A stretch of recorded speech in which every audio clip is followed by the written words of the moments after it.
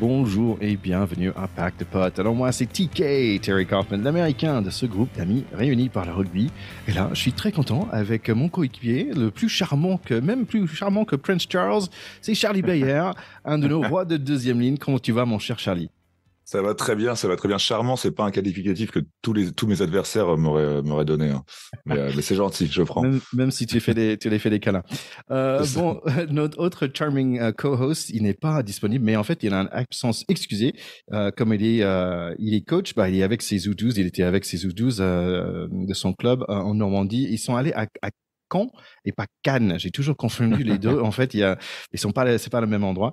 Donc, C'est un peu moins glamour. voilà, bah, notre cher Théodore de Saint-Rémy va de retour pour le prochain épisode très bientôt.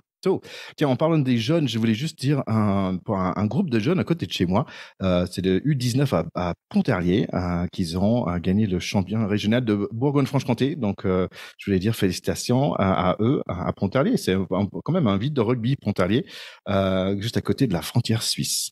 Félicitations à tes voisins.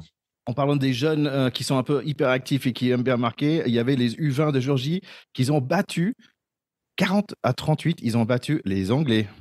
Parce que passer 40 pions aux Anglais, c'est quand même pas chose aisée, chose aisée, chose aisée. C'est pas aisé de dire chose aisée non plus. Et félicitations à eux, ça promet pour le futur du rugby européen. La Géorgie, c'est vraiment la septième destination, hein, et ils l'ont encore une fois prouvé, même avec leur génération à venir. Et congratulations à toi aussi, parce qu'il y avait des jolies photos de toi et ton club dans le magazine La Revue. Rafu, absolument. Rafu a fait un petit reportage sur le Massif Central, l'USOMC, Massif Central qui, comme son nom l'indique, est dans le sud de Paris, un club parisien dans lequel j'ai joué 10 ans, 11 ans maintenant. Et ouais, il y a un super article, des super photos. Ça parle beaucoup de l'école, beaucoup des bénévoles qui constituent ce club. Ça parle des équipes féminines aussi nouvellement créées, qui fonctionnent bien au niveau du recrue et de l'engouement qu'il y a autour. Et on voit ma petite tronche, quoi. Donc ça fait plaisir aussi, à moi en tout cas. Mais voilà, un très beau numéro qui est consacré au rugby amateur en règle générale, et c'est bien fait, au bienfait de l'associatif dans le sport, voilà. Voilà, Et donc donc c'est avec un petit coin consacré à l'USOMC que je salue. Mais je ne suis pas le seul à être aux infos, n'est-ce pas? apparemment, c'était assez drôle parce que ce samedi, je suis en train de faire des courses et tout, et je reçois des textes. Hey, Ticket, t'es sur TF1. Et en fait, quand j'étais, tu sais, tu te souviens, j'étais en Irlande, à Cork, pendant un certain moment. Et en fait, on a fait une Ouais. soirée dansante. Il y avait de Irish Dance, il fallait apprendre. Je suis allé avec mes élèves et tout, on allait apprendre le Irish Dance. Et c'était super sympa. Et en fait, très drôle, il y avait TF1 qui était là ce soir-là. Et donc, il y a un petit clip de moi en train de danser le Irish Dance. Donc, c'est quand même assez drôle. Et est-ce que tu faisais les bons pas, ou est-ce que c'était un peu filmé au mauvais moment? Non, bah, j'avais un grand sourire parce qu'il fallait juste dire 1, 2, 3, 1, 2, 3 et sauter un peu sur place. C'était super sympa. Et bah, écoute, et congratulations aussi à nous parce que c'est notre centième épisode aujourd'hui. Et ouais, quel anniversaire, dis donc. Ça fait vraiment. On les a pas vus passer, Oui, c'est mais, vrai. mais c'est vrai qu'on avait commencé autour de cette Coupe du Monde. D'ailleurs, nos auditeurs vont pouvoir redécouvrir dans très peu de temps tous les épisodes consacrés au parcours de la France pendant cette Coupe du Monde pour s'y replonger. On vous prépare, comme on a fait pour les tournois à destination, des petits best-of, et vous pourrez vous y replonger dans cette Coupe du Monde 2019 avant de nous lancer plein pot dans celle de 2023 qui arrive et qu'on attend impatiemment. Ça va être assez drôle de nous réécouter. On était jeunes bébés à l'époque, c'était nos premiers mois sur le microphone. On n'avait pas les mêmes équipements qu'on a aujourd'hui, donc ouais, ça va être super sympa. Donc voilà, le plan pour cette centième épisode. On va parler rapidement des différents matchs des playoffs. On a un invité spécial qu'on aime bien ici, c'est Yann Deleg. Il va venir, bien sûr, il va parler un peu de son Water Rugby, qui a un nouveau date cette année. C'est bientôt, en fait, c'est le 29 juin au 2 juillet. Mais aussi, on va parler de son premier essai en équipe de France, et comme le Coupe du Monde à venir. J'aime bien ce monsieur Yann Deleg, il a plein de bonne énergie. Et aussi, j'ai un scoop, c'était un scoop pour moi, donc je suis pas sûr que c'est un scoop pour tout le monde, mais j'ai appris quelque chose avec lui, donc c'était super sympa. Mais avant de faire ça, est-ce que Charlie, je peux faire comme toujours mon petite minute américaine? mais ça m'aurait manqué si tu ne l'avais pas fait. T'es gentil, t'es gentil. Écoute, bah, on va démarrer quand même avec la minute américaine parisien, parce que j'avais dit la dernière fois qu'il y avait une nouvelle équipe de foot US Les qui s'appelle les Mousquetaires. Musketeers, voilà, qui joue dans ton stade à toi, hein, Jean Bois. Et en fait, ils sont allés, pour leur premier match de leur existence, ils sont allés en Allemagne. Il y a quand même les Allemands, ils sont costauds en foot américain. Ils sont allés en Cologne, ils ont battu les Centurions 24-17. Eh bien, beau début pour nos Parisiens. Voilà. Et est-ce que toi, tu as déjà vu un match en vrai de De, foot US? de foot US, non, non, non, jamais joué. J'ai des copains, les anciens Molos, là, avec qui t'as joué, Ouais. Danière, qui m'avait demandé de venir. Je t'avoue que je m'abîme déjà assez bien en rugby pour éviter de m'aller abîmer différemment, mais j'aime beaucoup. Et puis j'étais allé voir les gars, il y a quelques années déjà, mais les Molos avaient joué, je pense, une dizaine d'années, à Charletti. Ouais, à Charletti pour un match de finale qu'ils avaient joué. J'étais allé voir jouer les copains. Mais voilà, j'ai des copains qui jouent encore voilà, ça m'intéresse, mais pas assez pour y avoir pour en avoir foulé les pelouses. Bah écoute, tu peux aller ce week-end, le 10 juin, tu peux aller à ton stade que tu aimes bien et aller les voir jouer ce samedi, le 10 juin. Encore un peu Je de... profite de cette petite page FootUS pour faire un gros bisou à mon Seb, dont le fils, lui, fait du rugby maintenant, mais qui a joué au Molos et qui continue encore aujourd'hui à jouer au FootUS. Voilà. Ah, superbe. Bah écoute, encore un peu de USA News, parce que USA Rugby, ils vont accueillir Stade Toulousain, en fait, le 17 septembre. Et j'ai trouvé ça assez marrant parce que c'est dans un assez grand stade de 20 000 personnes, mais c'est dans un banlieue de Salt Lake City. J'étais curieux parce que Ok. Salt Lake City, c'est pas vraiment grand. Et en fait, c'est le 120e en niveau de taille de ville américaine. Et en fait, c'est comme les All Blacks, ils venaient jouer à Évreux quoi, ou Belfort. Tu vois, c'est vraiment, c'est pas une grande ville, mais ça devrait être assez sympa quand même pour les Toulousains d'aller à Utah pour voir un peu Salt Lake City. Ça devrait être marrant. Moi, je ne connais cette ville que par les JO d'hiver qui avaient été organisés là-bas. Il me semble dans les années 2000, mais voilà. C'est curieux pour le stade toulousain d'aller là-bas, mais souhaite honneur de découvrir une partie méconnue des États-Unis. Voilà. Ouais. Et en fait, c'est marrant parce que ça va être juste avant le Coupe du Monde. Donc, je me demande qui va être dans cette équipe, en fait, parce qu'il y a tous les internationaux qui vont être partis. Mais bon, bref, ça va être un voyage sympa pour eux et surtout important pour le rugby américain de jouer contre le Stade de Toulousain. Ça devrait être sympa. Allez, on va parler un peu de tous ces matchs avant qu'on passe à notre interview avec Yann Deleg. Ah bah, on va démarrer avec le petit match, on va dire, Oyonnax-Grenoble pour savoir qui allait monter de Pro D2. Bah, j'ai revisité un peu mes notes. Franchement, c'était un match rugueux, on va dire, rugueux et imprécis. C'était dans mes notes.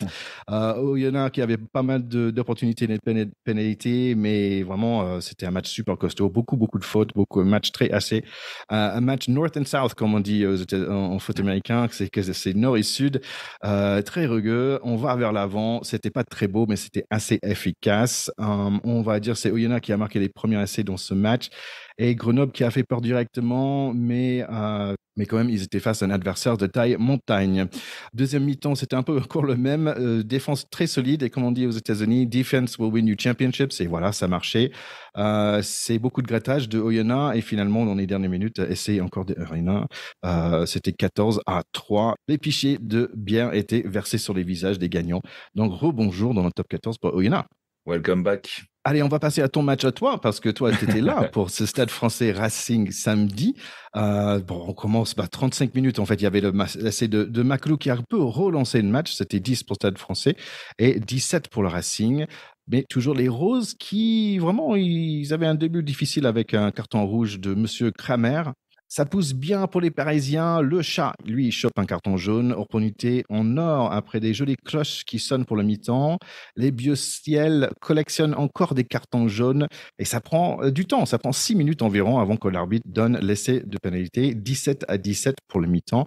Démarrage de deuxième mi-temps assez tranquille en comparaison.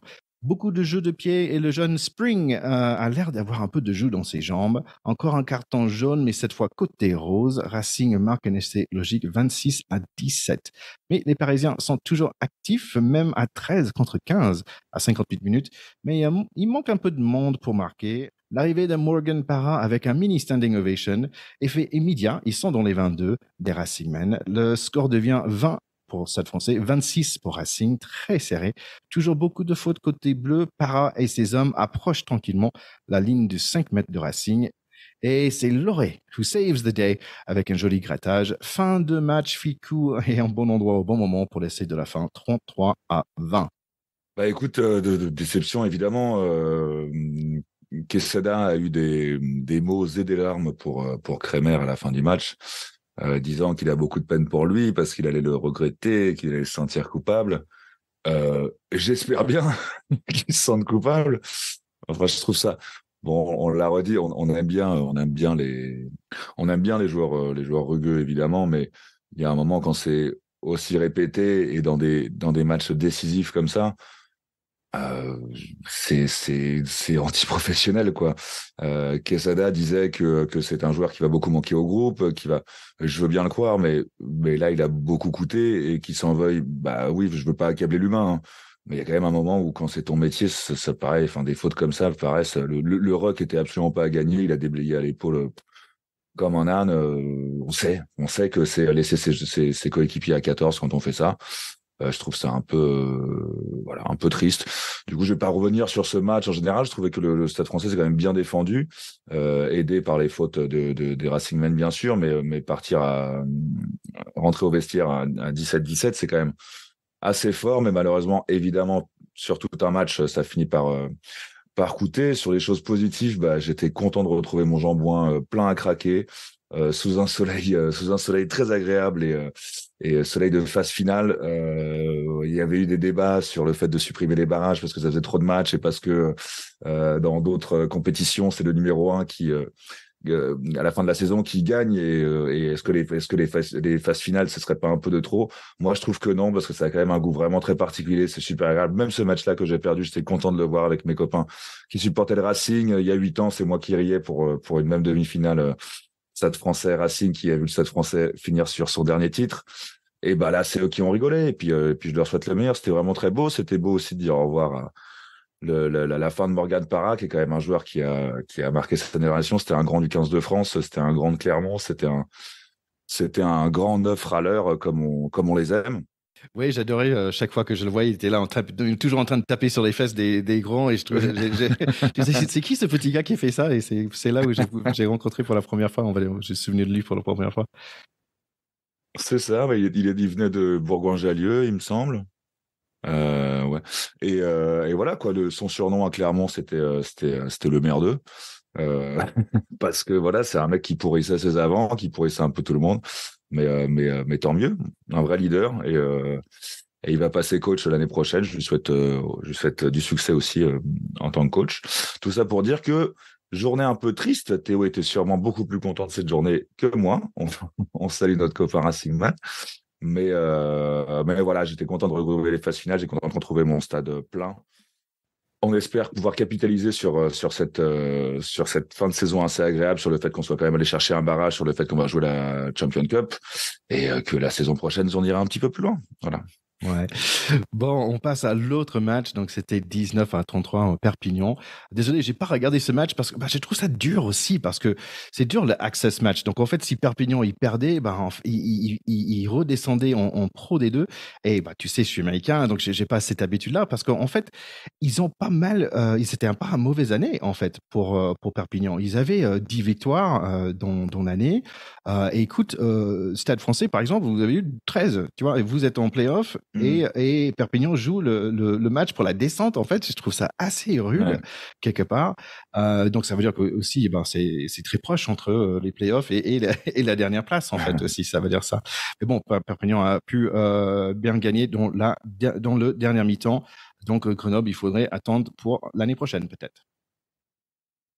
Allez, dernier match du week-end, c'est Lyon contre Bordeaux. Donc, pas d'arbitrage vidéo. Peut-être tu peux m'expliquer parce que j'ai pas trop compris. Apparemment, il y avait de mauvaises météos, le bus était en retard ou quelque chose, je suis pas certain. Mais bon, le premier essai, c'est pour Jalibert. Le deuxième, c'est pour le Loup. Jolie combinaison, 9 et 11. Le 9 des Loups, Couillot, a l'air d'être bien en jambes. Jolibert aussi. Match assez ouvert, un peu de ping-pong au pied. Jusqu'à Tuyeseva avec un énorme percé. Il va finir l'action avec un joli essai. 14-8 pour les Loups. Bordeaux montre un peu d'envie de jouer, mais Lyon a tendance de gratter les ballons au bon moment. Dumortier nous montre ses cannes. Fin de première mi-temps sympa, sauf pour Couillou qui est stoppé net par l'inspecteur Jefferson Poirot. Tony Arnaud a fait un roulade dans l'embut, mais pas d'essai pour lui. Il y a quand même 3 points de plus, 17-8. Bordeaux a démarré un peu mieux pour le deuxième mi-temps, Luku avec un joli percé et Sidiaby qui aplatit. Lyon continue avec des opportunités mais ne conclut pas. 20-15 toujours pour Lyon et c'est un double carton jaune, un pour chaque côté. Jalibert avec un peu de magie au pied mais Crétin gratte quelques minutes plus tard et il y a un armoire à glace Bordeaux-Georgienne qui essaie de décapiter Crétin, un autre carton jaune. Jeu extrêmement ouvert à 14-13 et c'est l'ailier de Bordeaux, Touambi, si je prononce bien, qui marque sur un joli effort individuel. 20-22 pour Bordeaux. Le coup ajoute 3 points de plus et finalement, c'est le Loup qui profite de leur supériorité et marque l'essai de la gagne, sauf que le buteur rate la transformation, 25-25. Et, truc de fou, Touambi fait le miracle et à nouveau, et super essai individuel et 25-32. C'est Bordeaux qui va passer. Mais même s'il y avait quelques essais qui étaient un peu limites, il y a un petit polémique sur le Twitter par rapport à cette histoire de manque de arbitrage vidéo. Oui, carrément, un match beaucoup plus serré que l'autre barrage. Hein. En effet, après, tout est sujet à polémique, surtout sur des matchs aussi serrés où le moindre point accordé peut jouer sur la suite de la saison. Voilà. De toute façon, moi, pour parler plus généralement, c'est quand même la première fois depuis très longtemps, depuis il me semble que j'ai vu les barrages, où j'ai vraiment l'impression que ceux qui sont qualifiés d'office pour les demi, honnêtement, les barrages, c'était juste de savoir qui allait se faire éclater par La Rochelle ou Toulouse, quoi, parce que il y a vraiment deux monstres. Non, c'est ça. Donc là, moi, c'est comme ça que je l'ai vu. Hein. Donc là, tant mieux pour Bordeaux, mais la prochaine marche, elle va être un peu plus dure, quoi. Donc ouais, ces deux grands géants qui vont sortir de leur cave pour écraser les petits qui arrivent. Complètement. Ouais, bon, c'est vraiment comme ça que je le vois. Ouais, on va voir ça dans les semaines à venir. Écoutez, je pense que c'est le moment de laisser la parole à Yann Delegue. Pack de potes, terrain 10. Alors, nous sommes toujours contents de réinviter un pote de notre pack. C'est l'ancien numéro 10 de Toulouse, de Toulon et de notre 15 de France. Et maintenant devenu Water Rugbyman, c'est Yann Delegue. Salut Yann. Salut à tous. Alors, je suis très content de te voir. Et là, on est là pour parler un peu de water rugby. Apparemment, ça change un petit peu. Il y a des nouveautés cette année. Ça change de date, normalement. Exactement, ça change de date. Comme on avait l'habitude de le faire au mois de septembre, pendant la Coupe du Monde de rugby cette année, on a tout décalé et on fait ça à cheval sur le mois de juin et juillet. Donc, les dates, ce sera du 29 juin jusqu'au 2 juillet. Donc, vendredi, samedi, jeudi, vendredi, samedi et dimanche. D'accord. Et normalement, il va être assez chaud pour se jeter dans la fleuve. Oui, bien sûr, bien sûr. Il fait toujours chaud à Toulouse. Non, non, il n'y a pas de problème. Il n'y a pas de problème de température, ni de l'air, ni de l'eau. D'accord, d'accord. Oui, j'étais dans le sud récemment pour aller à côté de Béziers. Et moi qui habite dans le Haut-Doubs, je peux dire que c'était 27 degrés en mai. Ça m'a changé la vie quand même. Pendant quelques jours, j'étais très content. Et après, je suis revenu à 10. Bref. Donc, ça démarre jeudi. Et il me semble que c'est la journée étudiante. Et ça démarre même avec un concours de cheerleading. C'est bien ça? Ouais, alors en fait, effectivement, on va commencer dès le jeudi 29 juin par un tournoi des étudiants. Donc, il y a une vingtaine d'équipes étudiantes qui seront présentes et qui vont s'affronter sur la plateforme flottante et entrecoupé justement d'un concours de cheerleaders, effectivement.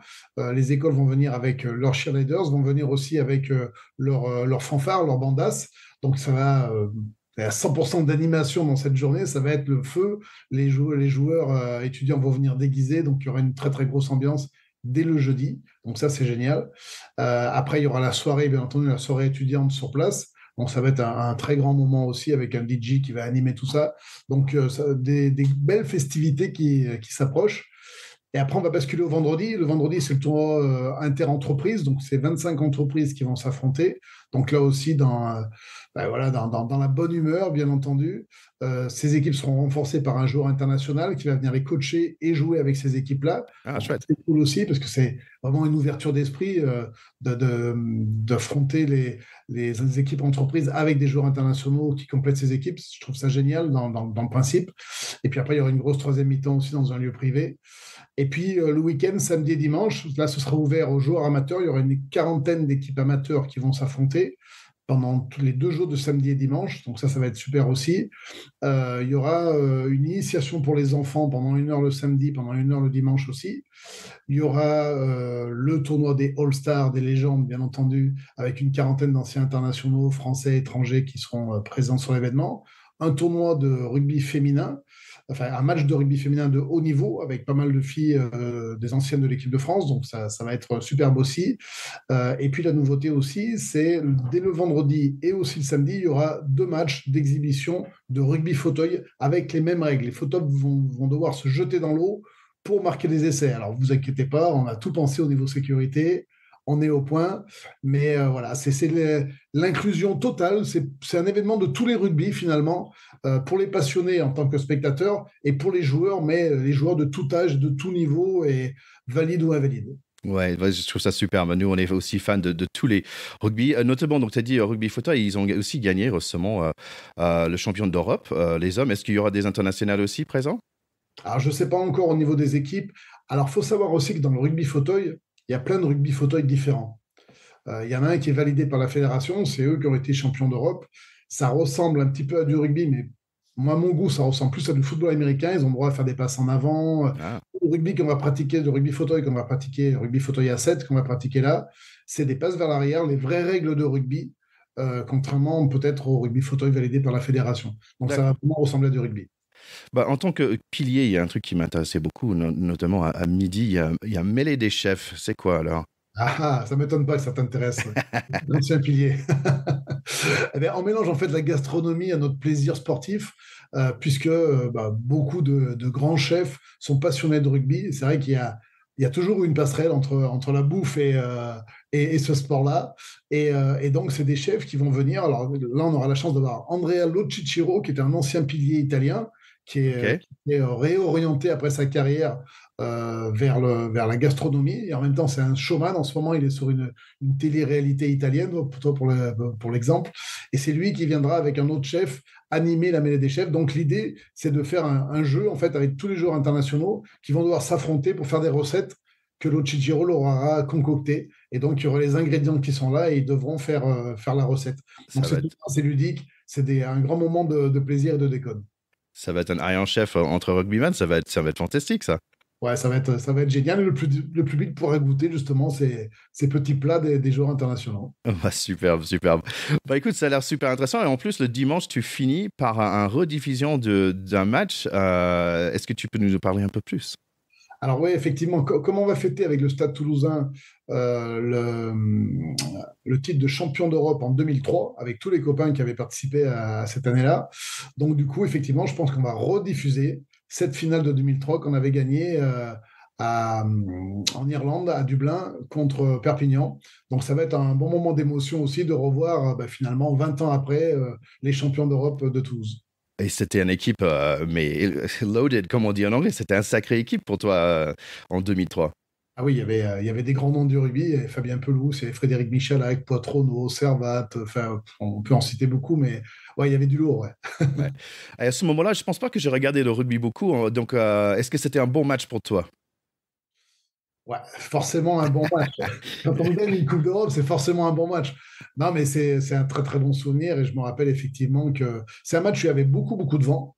Donc on avait eu du vent pour nous en première période, on avait gagné quasiment 20-0. Et en deuxième mi-temps, c'est Perpignan qui avait remonté le score. Et en fait, tout à la fin du match, j'avais mis une pénalité contre le vent. J'avais tapé de toutes mes forces parce qu'il y avait vraiment un vent incroyable. La pénalité était passée et ça nous avait assuré la victoire. Donc, c'est un très bon souvenir. Ah, bah super, bah c'est sympa de pouvoir partager ça avec des personnes, et le revivre avec des copains qui vont être là. Ça va être vraiment cool. Et normalement, tu attends combien de personnes pour ce week-end comme ça? Bah, écoute, l'année dernière, on a fait encore un record. Chaque année, c'est un nouveau record. L'année dernière, il y a 38 000 personnes qui sont Ah passées ouais. sur l'événement. Donc, c'est juste incroyable. Alors, il faut savoir que là, on parle beaucoup du sportif, de l'événement, de la plateforme. Mais en fait, sur la place de la Dorade, donc, où a lieu l'événement, il y a tout un village de partenaires avec plein d'animations, avec tous les sponsors qui font des animations pour les enfants, pour les adultes. Donc, ça bouge beaucoup. Il y a 5 food trucks, il y a 2 grandes buvettes. Donc, ça vit, en fait, de 10 heures du matin à minuit, ça vit sur le village des partenaires. Et c'est pour ça qu'il y a autant de monde qui vient voir. Et puis aussi parce que c'est gratuit pour les gens. Oui, c'est gratuit que pour des gens qui nous écoutent à Pack de Potes, c'est bien ça. Ah, si tu veux, ouais. C'est pour tous ces gens-là et pour tous les autres. Ok, ok, ok. Bah cool, je sais, donc tu parlais on va dire du village, et je sais que normalement il y a peut-être le Sales Betting Academy qui va être présent, je pense qu'ils sont présents assez fréquemment, je ne suis pas certain si c'est le cas pour cette année, mais il y a un autre projet qui est très important pour toi, c'est l'association Rugby French Flair, j'imagine que tu vas avoir un stand. Ouais, exactement. Il y aura un stand pour diffuser de l'information, pour faire connaître aux gens cette association. C'est une association qui est composée de plein de rugbyman, internationaux ou pas, beaucoup de rugbyman. J'en suis le vice-président, comme Emile Tamac et Eric Bonneval, par exemple. Et c'est vrai que c'est une association où on va aider les enfants dans des situations d'extrême pauvreté à Madagascar, au Sénégal et en Colombie. Là, je suis revenu de Colombie il n'y a pas longtemps en voyage de repérage. Donc, on va sélectionner des associations locales qu'on va aider. Donc, on va aider des enfants à travers des associations locales, entre 7 et 8. Et donc, on va les aider financièrement pour subvenir à leurs besoins et à leurs projets autour de la nutrition, de l'éducation et de la santé. Donc, des fois, on monte des dispensaires, des fois, on monte des salles de classe, des fois, on leur amène à manger. Enfin, voilà, on fait plein de choses pour eux. Et humainement, c'est quelque chose d'incroyable à vivre. Et là, au mois de novembre, il y aura une mission. On partira à 30 rugbyman en Colombie pour aller aider ces enfants. Ah, ok, ça va être superbe. Donc, Rugby French Fair, on peut découvrir ça sur LinkedIn et sur les réseaux, sur le site web Ouais, il y a aussi. même le site internet, exactement. Ouais. Bon, superbe, donc ça va être génial. C'est le dernier week-end de juin vers juillet, donc il va faire bien chaud comme il faut. Et j'ai l'impression, en fait, finalement, Yann, c'est toi qui lance la Coupe du Monde dans un sens, non? Ouais, ben, un petit peu, tu as raison. Il y a plein de joueurs étrangers qui seront présents. Bien sûr, on aura un focus sur la Coupe du Monde, on va beaucoup en parler. Les joueurs qui participent au Water Rugby, c'est des joueurs pour la plupart qui ont fait des Coupes du Monde. Donc évidemment, ça va être un moment important où finalement il y a une concentration de plein de joueurs français et étrangers qui auront participé à la Coupe du Monde dans les années passées et qui pourront être là. Donc c'est un petit peu effectivement un warm-up de la Coupe du Monde, quoi. Ouais, bah super, ça va être une belle fête et une belle opportunité de parler de rugby et tous les rugby, on adore ça. Donc, je sais que, tu sais, dans notre premier entretien qu'on avait fait il y a maintenant 2-3 ans, je sais que toi, tu es un homme d'idées et je sais que tu es plein dans ton projet aujourd'hui de Water Rugby, mais je me dis, mais tiens, il y a quoi d'autre comme nouveau projet qui va sortir bientôt? Bah, déjà, c'est le développement du water rugby. C'est-à-dire que toi, là, par exemple, je suis en train de voir avec Monaco. Normalement, il pourrait y avoir un water rugby à Monaco dès le mois de juillet de cette année. Donc, on est Ouais. en train d'y travailler là, fortement. On a une grosse réunion dans pas longtemps pour valider le projet. Donc, ça, déjà, c'est assez sympa. On a vu l'année dernière déjà, et c'est renouvelle encore cette année, qu'à la Trinité-sur-Mer en Bretagne, il y a l'Oval Rugby sur mer, donc c'est un dérivé aussi du Water Rugby. Donc voilà, ça commence à faire des enfants, tu vois. Et puis j'ai rendez-vous la semaine prochaine à Abu Dhabi, où ils sont intéressés aussi pour faire dans la marina de Yas Marina à Abu Dhabi, où il y a le circuit de Formule 1, pour faire également un Water Rugby pour 2024. Donc voilà, on est en plein développement. Et puis je commence à réfléchir aussi, mais alors ça c'est top secret pour l'instant, à une pratique sportive sur l'eau qui ne serait pas du rugby. Mais ça, je ne peux pas encore en parler, Ok. mais Bah, ça va peut-être arriver, ouais. ok, bah, Pour 2024. tu reviendras pour m'expliquer tout ça. Et bien sûr, bah, je reste à ta disposition pour le Coupe du Monde de rugby USA. Donc, si tu as besoin de traducteur ou quoi que ce soit, je suis là pour toi. D'accord, c'est super. En fait, c'est marrant parce que j'ai l'impression que tu es un homme de plusieurs vies aussi. Et j'ai l'impression aussi que tu es une personne qui est pas de style, bah, je vais revenir sur des choses que j'ai déjà faites. Donc reprendre le casque de consultant Canal+, ça t'intéresse plus ou c'est un autre vie, c'est une étape déjà passée? Alors, c'est l'étape passée, effectivement. Après, j'ai fait un petit peu Eurosport, j'ai fait un petit peu l'équipe TV l'année dernière. Et là, la nouveauté quand même, c'est que pour la Coupe du Monde, je serai consultant pour M6. Ouais, cool. Ok, Ça, c'est génial. sympa. C'est un nouveau défi pour moi. J'en suis très fier et très content. Et puis en plus, ce que j'aime, c'est que le discours aux téléspectateurs sera forcément différent de ce que j'ai vécu avant. Parce que là, on va parler à des gens moins initiés qui sont là pour découvrir ce sport-là à travers la Coupe du Monde. Donc il va falloir un discours plus pédagogique sur des gens qui ne sont pas forcément des aficionados et des connaisseurs de rugby. Donc ça va être sympa aussi de faire découvrir ma passion au plus grand nombre. Et ça, je suis impatient d'être sur les antennes avec M6. Ouais. Ah, bah ça va être super, je savais pas. Well, congratulations, that's great news. Et aussi, tu ramènes ça avec un énergie que j'adore, donc ça va être superbe. Cool. Et en fait, ça te mis en one-to-one contre Dimitri, non? Oh, non, non, non. Non, non, parce qu'en fait, quand un match est diffusé sur une chaîne, il n'est pas diffusé sur une autre chaîne. Donc, en fait, c'est plus quelque chose qui vient ajouter, qui vient remplacer. Ah, ok. Et puis je vais m'inspirer de Dimitri qui a beaucoup plus d'expérience que moi, qui est très très fort. Ouais, je trouve qu'il fait un super boulot, super boulot.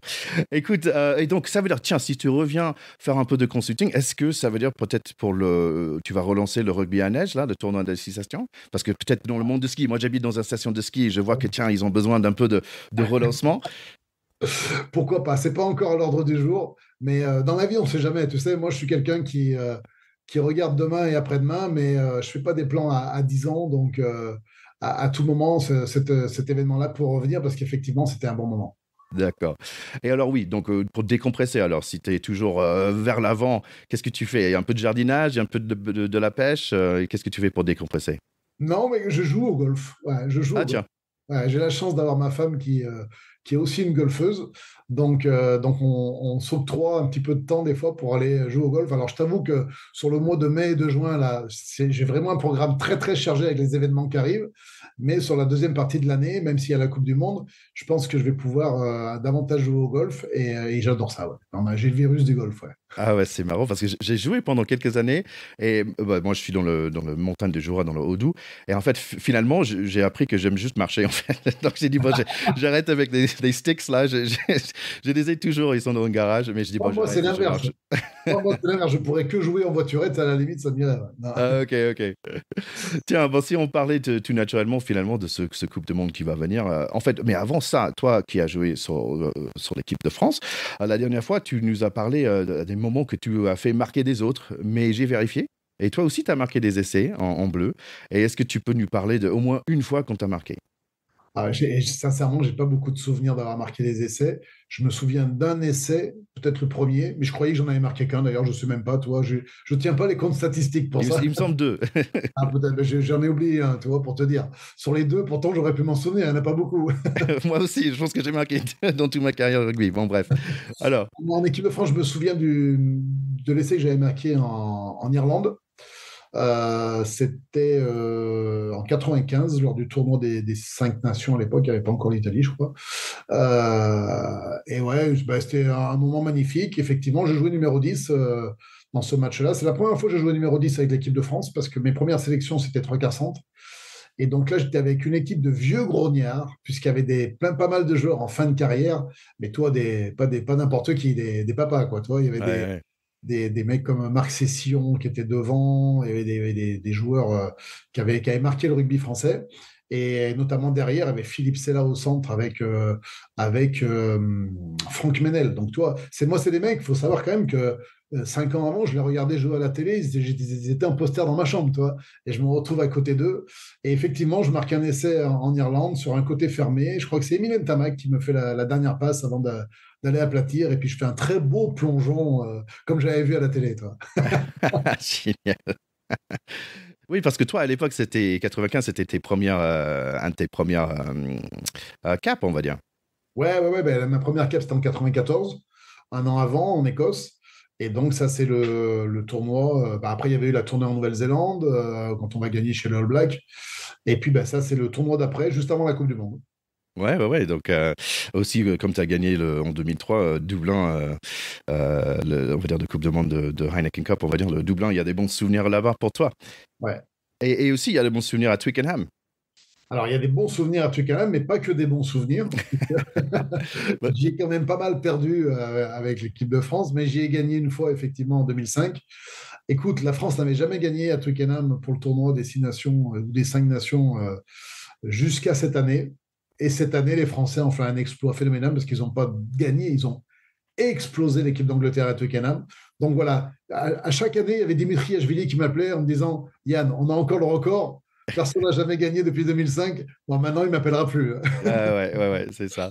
Et je dis, il n'y a pas que des bons souvenirs parce que j'ai aussi perdu là-bas avec Toulouse en 2004 la finale de Coupe d'Europe contre les Wasps.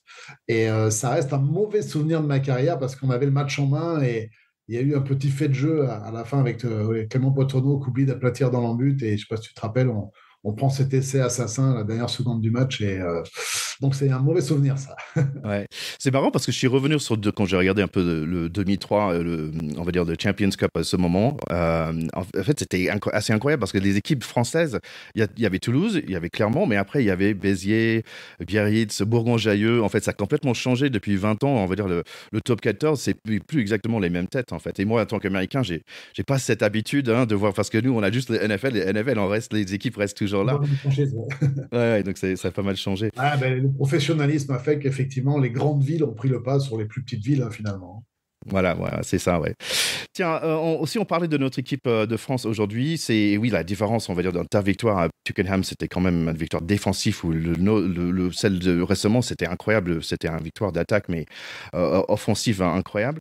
En fait, quels sont les points d'amélioration pour cette équipe? Nous, on est tellement emballés que tout est rose. Peut-être pas les bonnes couleurs, mais tout est fantastique. Mais c'est quoi alors les points d'amélioration pour cette équipe? Le premier point d'amélioration, que ce soit pour les équipes françaises en Coupe d'Europe ou que ce soit pour l'équipe de France, c'est de gagner les Irlandais déjà. Ouais, c'est ça. Déjà, gagner les Irlandais, parce que c'est une équipe qui est exceptionnelle également.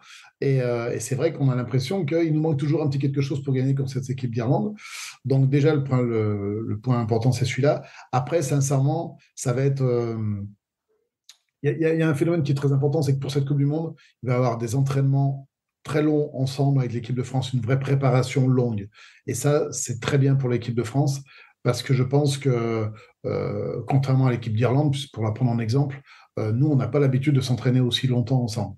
Et je pense que de s'entraîner pendant toute la préparation de Coupe du Monde, ça va nous amener quelque chose en plus.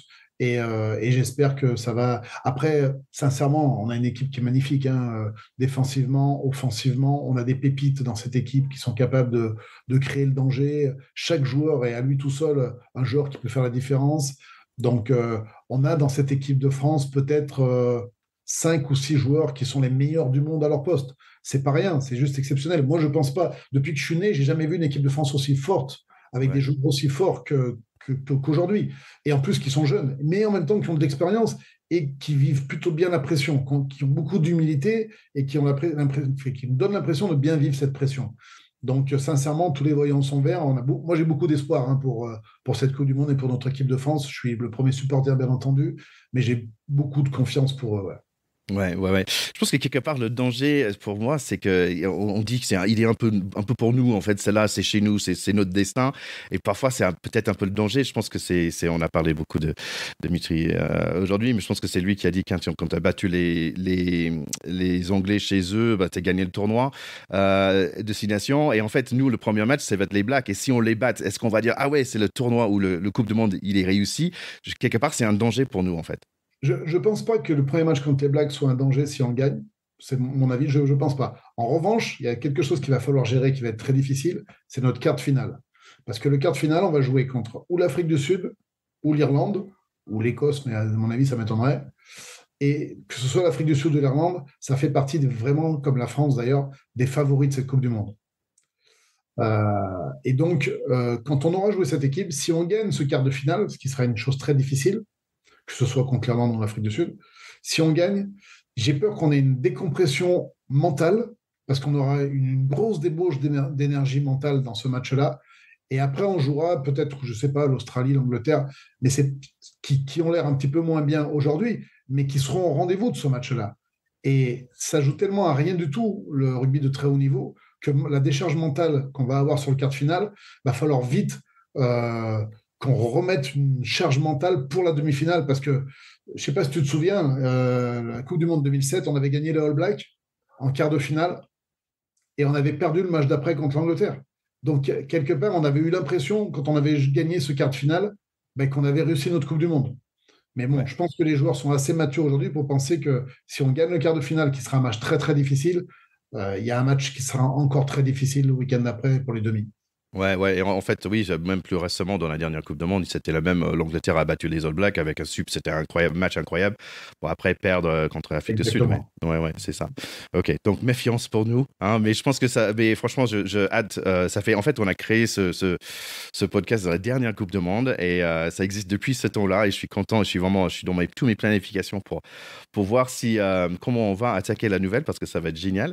Tiens, en parlant de ça, je sais que tu vas être occupé, mais est-ce que ça t'intéresse de revenir pour m'aider à faire, par exemple, un des poules pour, on va dire, décrypter un tout petit peu un pool. Oui, bien sûr, ouais, bien sûr. Il faudrait que je trouve un moment pour le faire, c'est tout.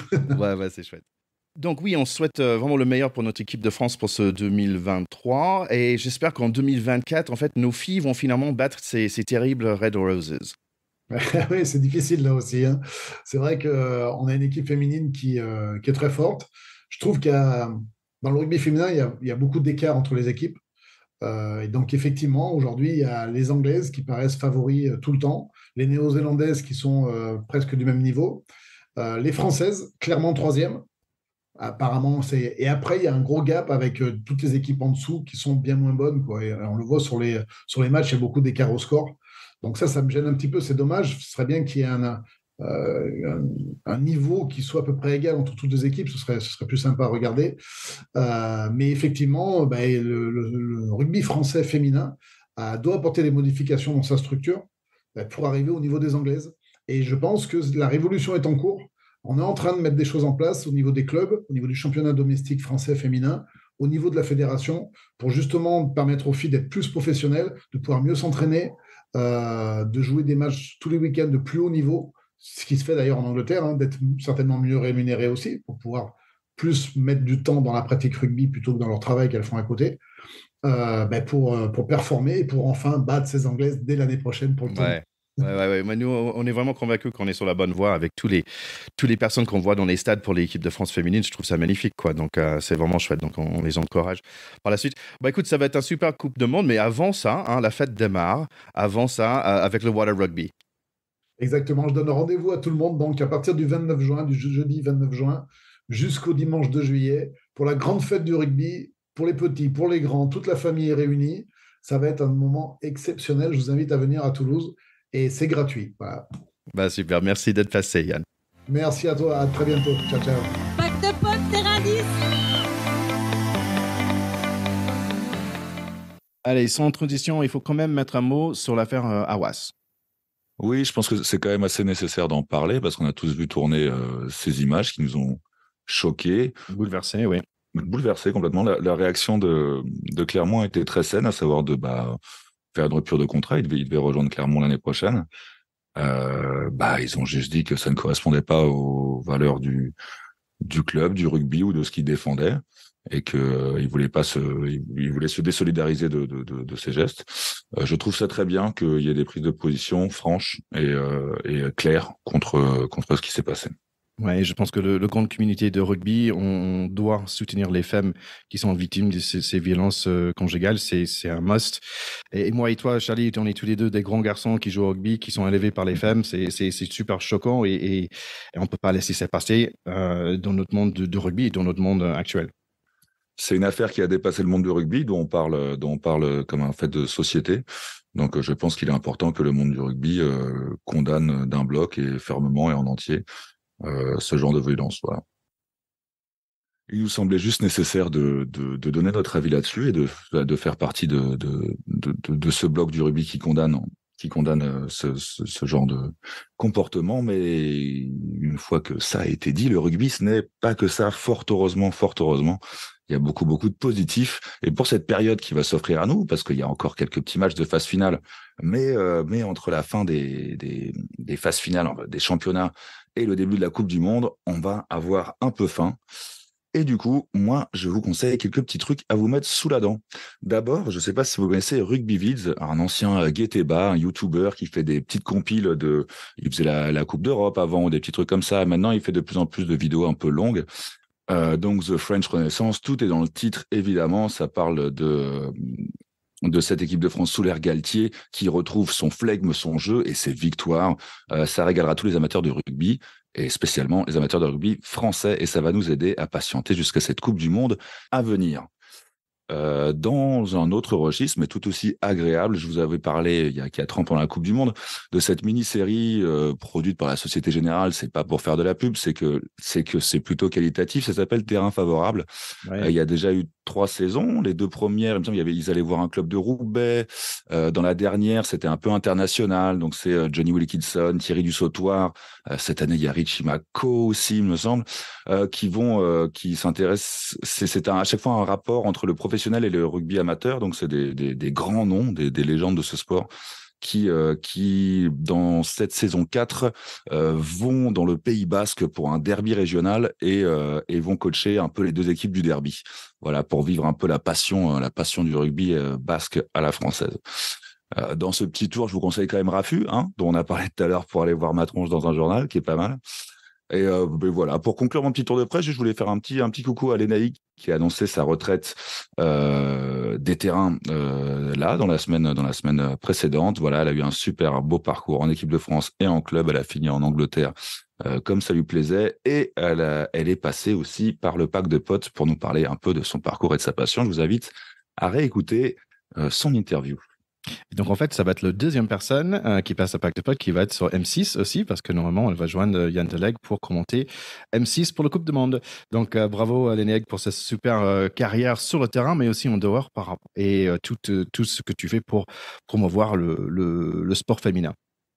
Allez, c'est tout pour cet épisode. N'hésitez pas à partager avec vos potes sur les WhatsApp, sur les messages, sur tout ça, sur les réseaux. Likez, partagez, ça nous fait plaisir. Et n'hésitez pas à nous mettre un petit mot aussi, un review sur Apple, ça fait du bien aussi, ou Podcast Addict, où vous êtes sur votre plateforme de podcast, vous mettez un like, un review, un 505, ça nous fait du bien aussi.